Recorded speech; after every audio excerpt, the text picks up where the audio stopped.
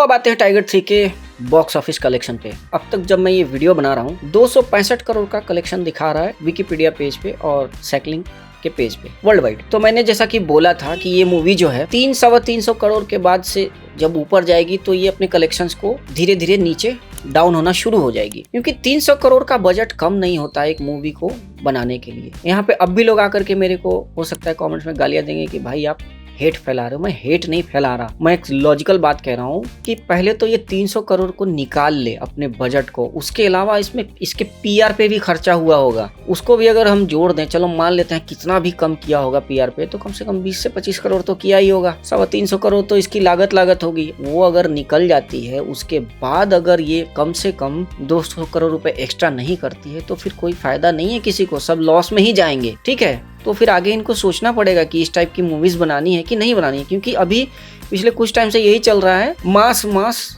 चल रहा है। अभी क्लास गया तेल लेने, अभी चल रहा है मास, फिर एकदम से क्लास की बारी आएगी, फिर एकदम से घपा वाली आएगी। यही चलते रहता है इन लोगों का बॉलीवुड में। तो मिक्स करके आगे पीछे करके चीजें आनी चाहिए। ये एक ही टाइप की मूवी एक ही पैटर्न में एक के बाद एक जो आई है ना, उसका भी असर पड़ता है। और हाँ, टाइगर 3 जो है स्पाई वर्स बोलना छोड़ करके अब ISI वर्स बोलना अगर हम शुरू कर दे तो ज्यादा बेटर होगा, क्योंकि इसमें जैसा कि पठान में आपने देखा ही था उसी चीज को यहाँ पे आगे कैरी फॉरवर्ड किया गया। हालांकि इसमें नेगेटिव तो नहीं दिखाया है, लेकिन ISI को आप जा करके लिबरेट कर रहे हो, वहाँ की डेमोक्रेसी को एक तरीके से लिबरेट कर रहे हो, और लास्ट में जो चीज हुआ वो सिर्फ आप यहाँ तक बॉलीवुड में ही कर सकते हो। रियलिटी में कोई पाकिस्तानी वो जाना गाना मना गाएगा ही नहीं, तो छोड़ो, अगर उसको बजता हुआ कहीं सुन लिया ना उसने तो कान बंद करके वो निकल लेगा वहां से, या तो फिर वो कुछ ना कुछ करके बंद करवा देगा। तो ये इनलॉजिकल चीजें क्यों दिखा रहे हो? जरूरत ही क्या थी ये सब करने की? मान लेते हैं कि आपने फिल्म का एक पैटर्न बना रखा है कि उसकी शादी ISI के एजेंट से होगी तो पाकिस्तान उसका ससुराल हो गया, वो ठीक है,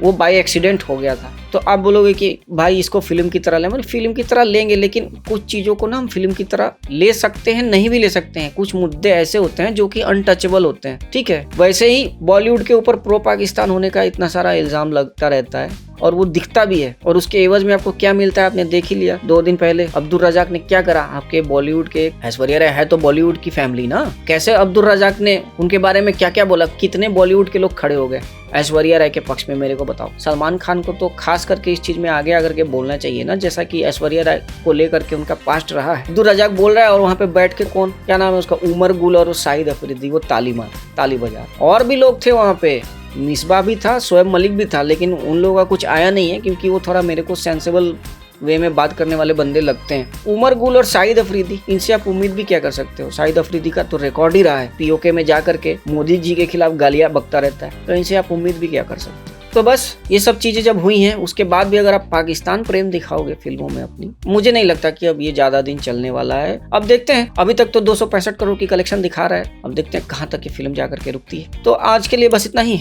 मिलते हैं एक नए वीडियो में नए टॉपिक के साथ। तो देखते रहें इनबॉक्स, और लाइक करें इस वीडियो को और सब्सक्राइब करें हमारे चैनल को। जय हिंद, वंदे मातरम।